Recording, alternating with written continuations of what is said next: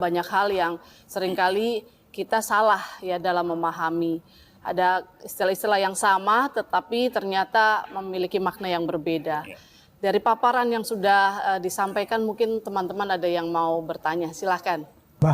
Umat Islam mengakui Isa sebagai nabi, tetapi sebaliknya mengapa umat Kristen tidak mengakui Muhammad sebagai nabi? Oh, jadi artinya itu kenapa kita toleran tidak kalau toleransi kita ya dikit-dikit lah mereka kita ngakui. Kenapa kita tidak mengakui gitu? Saya kira ini sulit ya. Sulitnya begini. Saya pernah diskusi sama Profesor Mun'im Siri. Dia mengatakan begini. Sebetulnya kalau mau imbang, kalau orang Kristen dituntut mengakui kenabian Muhammad dalam pengertian apa?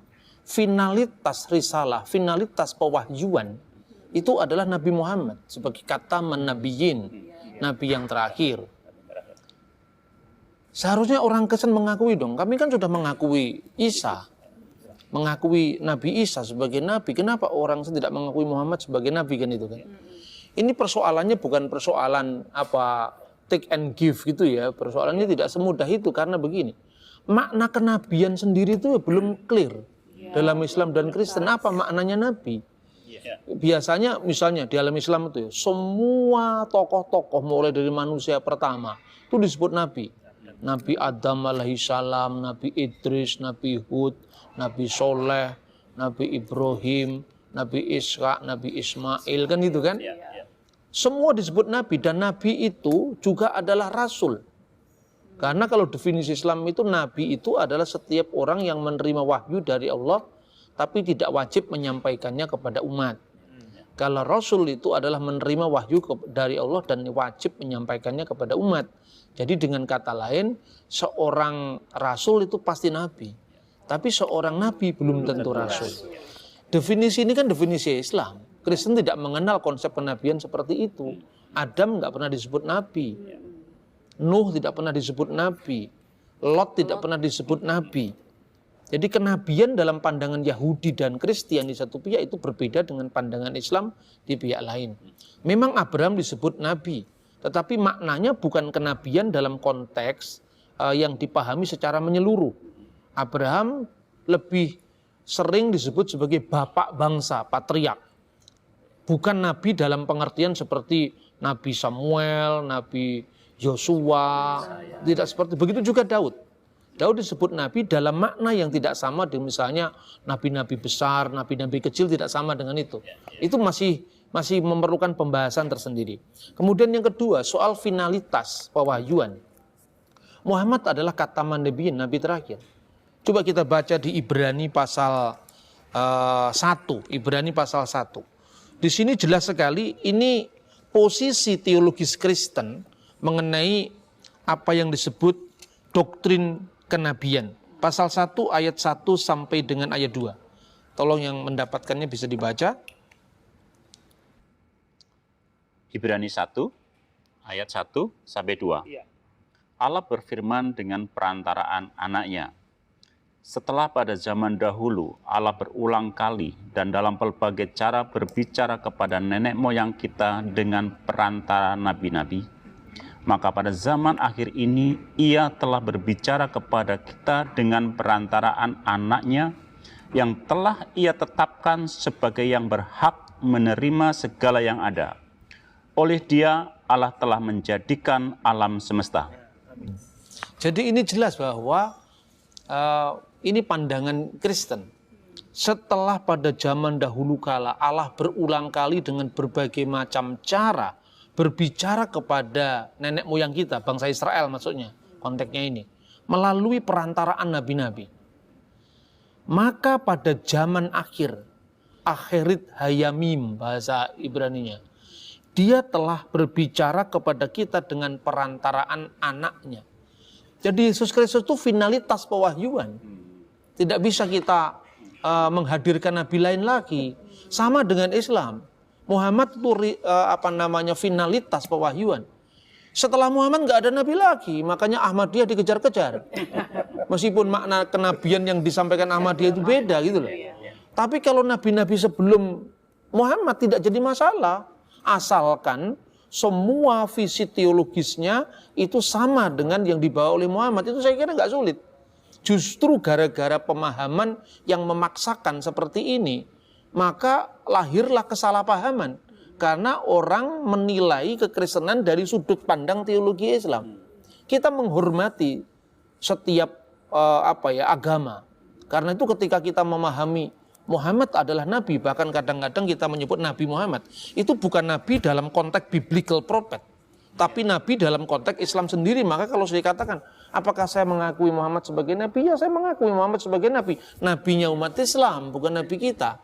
Sama seperti orang Kristen mengatakan Siddhartha Gautama adalah Buddha dalam pemahaman Buddhisme, bukan dalam pemahaman kita. Karena di kekristenan tidak ada istilah Buddha, dan di kekristenan tidak ada istilah nabi sekalipun dalam pemahaman yang dikembangkan oleh Islam tadi, sekalipun itu dianggap sebagai kontinuitas pewahyuan, tetapi bagi kita Yesus itu final.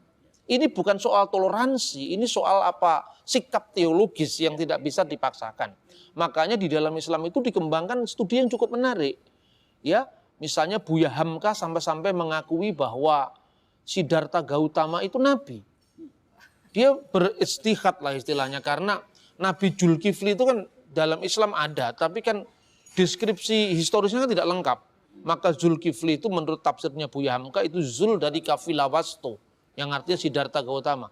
Bagi Islam ini kelihatannya bisa merangkum semua agama. Tetapi apa ya Buddha mau disebut bahwa Buddha itu adalah Zulkifli, kan nggak mau juga kan.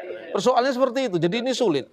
Sulit dalam pengertian teologis, tapi tidak akan membuat kita tidak menghormati orang Islam, tidak menghormati orang Buddha. Posisi teologis kita harus harus jelas. Kemudian pada ayat 2 tadi kan dikatakan, pada zaman yang terakhir ini atau pada zaman akhir ini ia telah berbicara kepada kita melalui anaknya. Nanti kita bisa diskusi dalam tema-tema yang selanjutnya. Anak Allah itu artinya apa? Artinya firman yang menjadi manusia.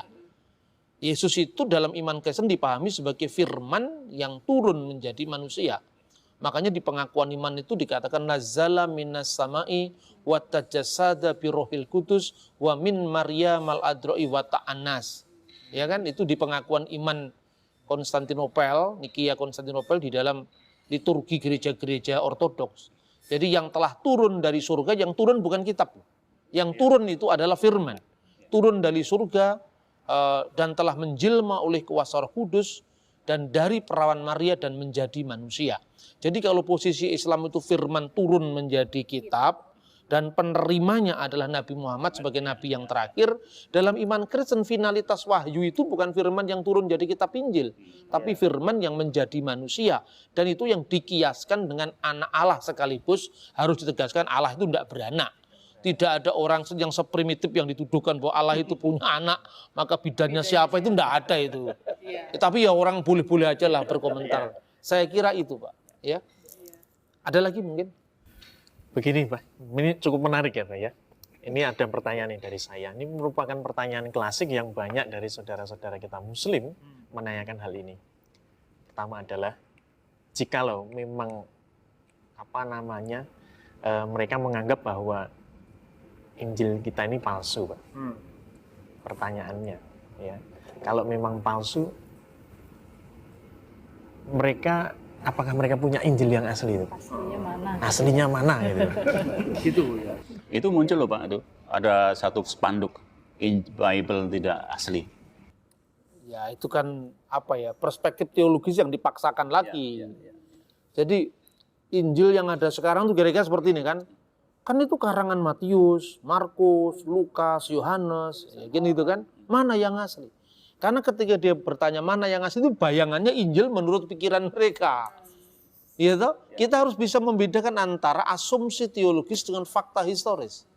Fakta historis tidak pernah ada Injil yang turun dari surga, itu fakta sejarah. Jadi kalau misalnya dia tanya mana Injil yang asli, memang tidak pernah ada buktinya. Yang asli ya memang Matius, Markus, Lukas, Yohanes itu. Kenapa saya katakan asli? Tidak ada, jujur saja ya, tidak ada satu dokumen keagamaan yang lengkapnya menandingi Injil. Tidak ada. Kita bisa membandingkan tulisan Plato, manuskripnya dari tahun berapa, ya. Terus dia hidup pada tahun berapa, Aristoteles itu hidup tahun berapa, manuskripnya dari tahun berapa, time gap jarak antara kehidupan si penulis dengan naskah tertua yang ditemukan, itu kapan? Itu paling banter, ya, naskah-naskah Yunani itu. Ada yang 15 naskah, ada yang 8 naskah.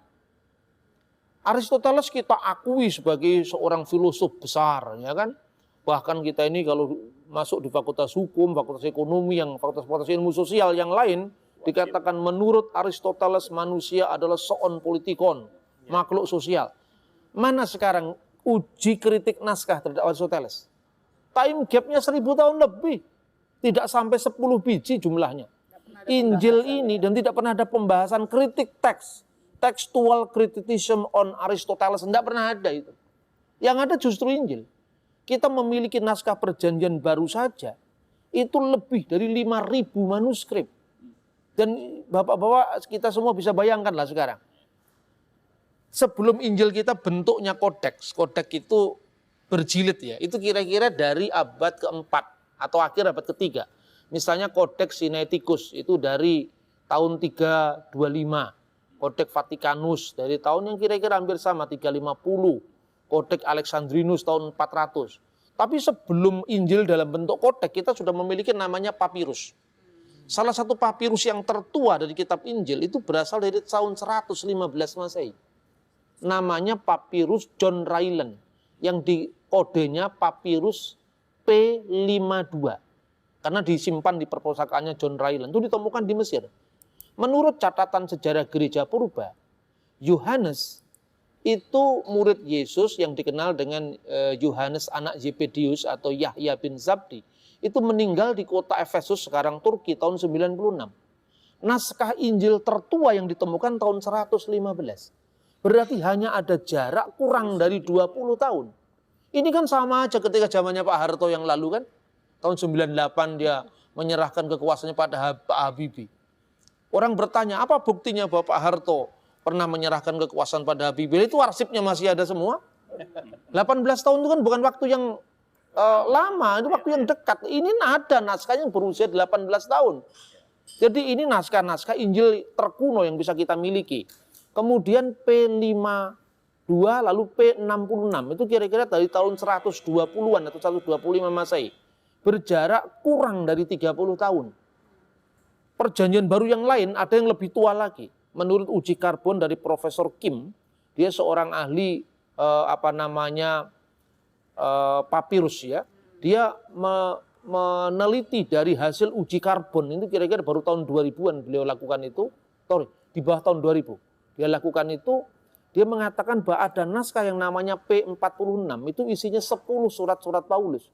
Itu berasal dari tahun 85 Masehi. Nah kalau kita belajar selama ini misalnya dengan Novum Testamentum Greek ya, edisi kritis kitab suci itu baru ditentukan abadnya. Karena itu memakai hasil uji karbon di awal abad 20 atau 21 awal ini terbaru, hanya berjarak belasan tahun dari kehidupan Paulus. Sekarang sudahlah, nggak usah ngomong Alkitab, nggak usah ngomong Quran, nggak usah ngomong Veda, nggak usah ngomong apa, ngomong sejarah saja. Kita lebih percaya dengan naskah negara Kertagama dari zamannya Empu Prapanca, naskah lontarnya ditemukan. Kenapa kita harus merujuk sebuah keyakinan? Keyakinan yang tidak bisa diverifikasi. Tapi kalau bisa diverifikasi silakan itu. Maka sekarang ini dunia akademis Islam dan Kristen sekarang mengembangkan metode dalam penelaan teks. Kemudian ada juga terkait dengan pertanyaan Mas Yogi. Begini. Di antara murid-murid Nabi Isa itu, ada yang sama sekali tidak pernah ketemu dengan Nabi Isa sama sekali. Itu kan ada yang seperti itu. Ya saya katakan lah, terus Nabi Muhammad ketemunya kapan sama Nabi Isa? Lebih jauh kan waktunya. Kenapa standar yang sama tidak diberlakukan ketika Islam memahami kitab? Ini saya kira standar ganda. Ini tidak fair gitu loh. Jadi kalau mengkritisi agama orang, teksnya sendiri dikritisi. Jangan teksnya sendiri kemudian diprotek, tidak boleh dibahas, tapi kitabnya orang diedel-edel. Saya kira itu bukan sikap akademis yang bertanggung jawab. Saya kira jelas ya. Berarti kita harus percaya diri ya, Pak. Dengan banyaknya manuskrip itu sudah bisa membuktikan ya. Ya sayangnya orang Kristen itu kurang pede. Kurang pede artinya apa? Saya lebih apa ya, respect sama teman-teman Muslim ya. Mereka membaca Quran itu dengan penuh apa ya, penuh respect gitu kan. Meskipun kadang-kadang sebagian besar nggak tahu artinya. Jadi kalau orang Kristen tuh nggak peduli asli atau nggak asli, yang penting pokoknya ngerti. Gitu. Lah pola berpikir seperti yang diubah. Saya harus tegaskan itu supaya kita bisa membangun saling pengertian. Saya kira itu ada yang lain. Ya, satu lagi Pak. Mengenai Sukuf Ibrahim Pak. Itu kan yang Sukuf ya, Sukuf Ibrahim yang berisi perumpamaan. Apakah ini sama dengan yang kita kenal sebagai The Testament of Abraham? Oh iya. Gimana Pak penjelasannya? Oke. Saya pernah beberapa tahun lalu ya membaca tulisannya, kalau tidak salah itu Profesor Dawam Raharjo. Dia menulis satu artikel di jurnal yang kemudian mencari eksistensi kitab-kitab yang disebutkan dalam keyakinan Islam. Ada Suhuf Ibrahim. Suhuf itu kata jamak dari Sahifah.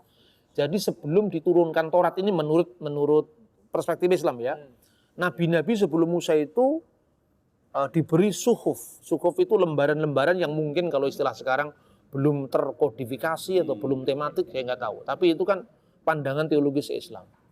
Kemudian setelah dunia dialog Islam Kristen Yahudi ini berkembang, atau trialog Yahudi Kristen Islam itu berkembang dengan sangat pesat, mereka mencari paling tidak jangan-jangan Suhuf Ibrahim yang disebutkan di dalam teks-teks Islam itu sama dengan The Testament of Abraham. Kira-kira seperti itu. Menurut saya ini sekali lagi ya, minta maaf saya harus katakan kadang-kadang memang kita harus menegaskan posisi yang berbeda. Karena bagi saya pribadi boleh kan berbeda boleh kan, saya Kristen kok. Kalau saya tidak berbeda ya saya Islam lah gitu. Menurut saya rujukan tentang Suhuf Ibrahim isinya perumpamaan itu kan muncul pada zaman Islam. Kalau tidak salah itu malah dalam hadis itu kan. Ya, hadis itu ditulis tahun berapa? Katakanlah misalnya hadis itu memang benar-benar berasal dari Nabi Muhammad misalnya. Itu kan abad ke-7. Sementara Ibrahim itu hidup tahun 2000 sebelum Masehi. Bagaimana kita bisa membuktikan bahwa memang Ibrahim itu seperti itu kan itu. Bahasanya juga nggak nyambung. Zaman Ibrahim belum ada bahasa Arab, ya kan? Tetapi bahwa ada keserumpunan antara bahasa Ibrani, bahasa Aramaik dan bahasa Arab itu ya, betul. Tapi itu kan bentuk modern. Seperti misalnya gini, bisa nggak kita membayangkan prasasti Kedukan Bukit di zaman Kerajaan Sriwijaya abad ke-7 dengan bahasa Melayu zamannya Siti Nurbaya dan bahasa Malaysia di zamannya Siti Nurhaliza. Tentu akan berbeda. Kita ini semua sering sakit ingatan. Kita tidak pernah membayangkan bahasa Melayu abad ke-7 itu seperti apa. Misalnya prasasti Kedukan Bukit. Ya, di situ ada kata-kata misalnya dapun tayang naik di sampau ngalap sidayatra. Coba artinya ini bahasa Melayu loh ini. Mana yang kita pahami? Dapun tayang itu nama Jawa kuno atau nama Nusantara kuno, nama orang itu. Belum ada namanya Michael, nama Andreas itu kan belum ada. Atau Muhammad Husni atau Yogi, kan belum ada kan. Terus naik di sampau, kata di bahasa Indonesia sekarang di, tapi maknanya lebih ke. Menuju ke, tapi waktu itu di. Sampau itu sampan, seperti baharu, baru. Ya kan? Bahawa, bahwa misalnya. Sahaya, saya. Itu kan perubahan-perubahan bunyi. Kemudian naik itu naik. Naik itu naik. Di sampau. Kita hanya mengenal naik di perahu, naik di sampan. Ngalap itu nggak muncul di bahasa Melayu sekarang. Tapi justru muncul bahasa Jawa. Ngalap berkaya Kiai Hasyim Asy'ari misalnya. Ngalap itu mengejar. Sidayatra itu bahasa Sanskerta. Kenapa kita bisa memahami itu? Karena waktu itu bahasa Melayu belum mendapat masukan dari bahasa Arab. Belum mendapat masukan dari bahasa Portugis misalnya. Belum dapat masukan dari bahasa Inggris. Iya kan? Maka sekarang orang Malaysia menyebut modern, karena sudah ada bahasa Inggris. Kosakata itu zaman Sriwijaya belum muncul gitu. Jadi ini problematik di dalam studi keagamaan ya. Kadang-kadang kita berbicara tentang sebuah konsep teologis yang tidak selalu sejajar dengan fakta historis. Jadi terus terang secara pribadi saya tidak percaya bahwa pada zaman Fir'aun ada orang namanya Siti Masitoh, saya tidak percaya. Ceritanya mungkin saja terjadi, mujizat itu bisa terjadi kapan, tapi namanya pasti bukan Siti Masitoh. Belum ada bahasa Arab. Belum ada bahasa Arab waktu itu. Tidak mungkin di zaman Nabi Yusuf di Mesir kira-kira hidup pada masa dinasti dinasti 1600 sebelum Masehi lah, kira-kira seperti itu. Yang kira-kira ada nama orang Siti Juleha, saya kira nggak yakin saya. Karena nama-nama Mesir kuno waktu itu misalnya ya, Ramses, Potifera, Akhenaton atau Akhenaten, ya. Karena Aton itu nama dewa. Tutankhamun, Amun itu nama dewa. Gitu? Ramses, Ra, Misi, Ra itu dewa matahari.